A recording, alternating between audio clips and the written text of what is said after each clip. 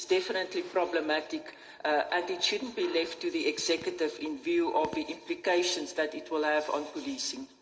But surely that would depend on the nature of that which has to be done.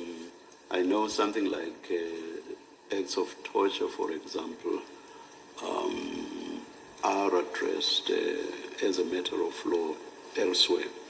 But if despite the existence of such law, the minister is of the view that torture is committed by the police, what would be wrong if the minister were to say, I am issuing this direction and I am saying this must stop immediately? I'm just giving that as one example to make the point that surely it would depend on what the direction is about, and you cannot in a blanket manner say that it can never be immediate when it's issuing from the minister.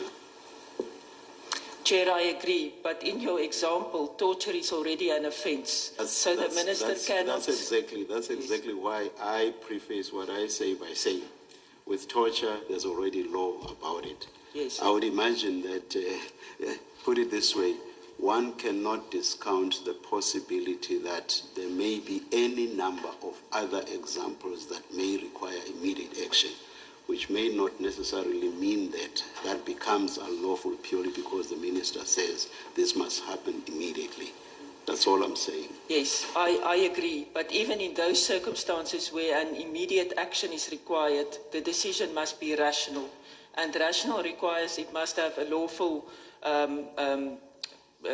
basis, and also it cannot be arbitrary. And I believe I'm very sorry to interrupt you. That's something else altogether.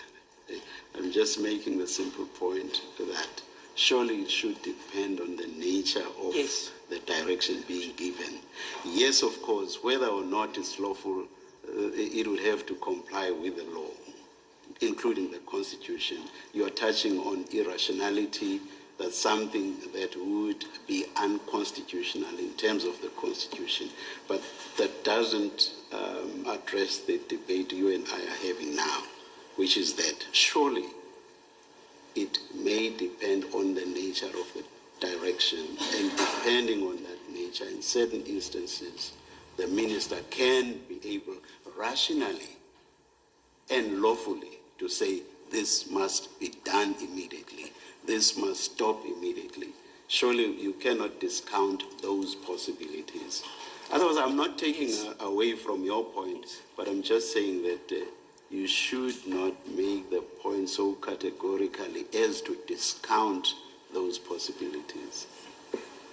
Chair, I agree. Circumstances may dictate that immediate action is required. Yes. Thank you. Thank you, General. Thank you. Mr. Mtawi, just last one for me, just to make sure I understand.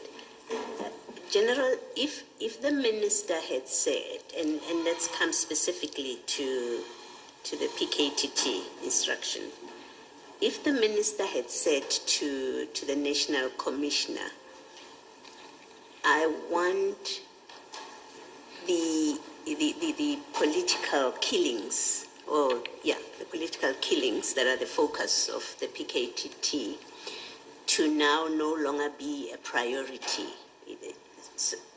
in the list of priorities. But no he longer didn't be say your priority. Didn't say here's that. a new Didn't priority say that. that I want you to focus on. Why If are you that's what putting he had this? said about the PKTT, would that offend the separation of policy and operation? Would you complain if the minister had said that? Chair, in taking the cue from Commissioner, in taking the cue from the chair, I believe there may be circumstances where that is required. However, I also want to be careful to say that will also be always the case. But I fully understand there may be circumstances. Let's say there's a huge explosion tonight and a city is completely obliterated. Then the minister may say, don't attend to this, immediately go there and attend to that matter in view of the urgency of the matter. to simplify your example.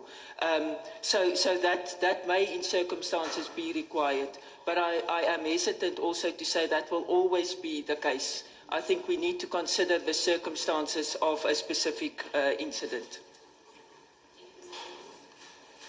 Thanks. And I think Hey, moving from Lumnumza, that no part, potai there work. can never be a general blanket exclusion that there may be circumstances where a minister may competently issue directives or give direction by way of policy.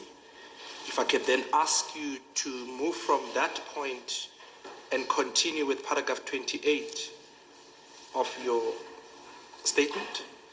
While neither Chapter 11 of the Constitution nor the SAPS Act provides for clear guidance on the ambit or scope of a policy or directives that the Minister may issue, it is important to note that Section 85 of the Constitution deals with the executive authority of the Republic.